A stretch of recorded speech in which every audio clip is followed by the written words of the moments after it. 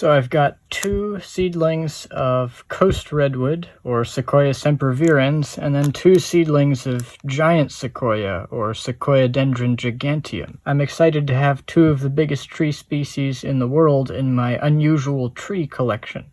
Let's get these potted up. Okay, so I've got them out of the plastic bags, and I've got a pot mostly full of soil. I'll probably raise the level some, but that's most of what I need. Just need to make some holes and get them in. That shouldn't be too hard. Okay, I've got them potted up. They're looking good. I just need to water them. That's the first of what I intend to put in this pot here. I'm gonna go get these watered, and then we can see how they fit in my unusual tree collection, which is small because I've only just started, but perhaps still interesting. So here's where I'm at. I've got 5 species, the 2 redwoods that you saw earlier, coastal and giant. And then I've got 3 species that I germinated from seed.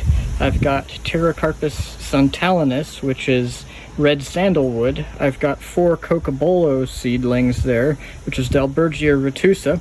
And this one is Dalbergia latifolia, or East Indian rosewood.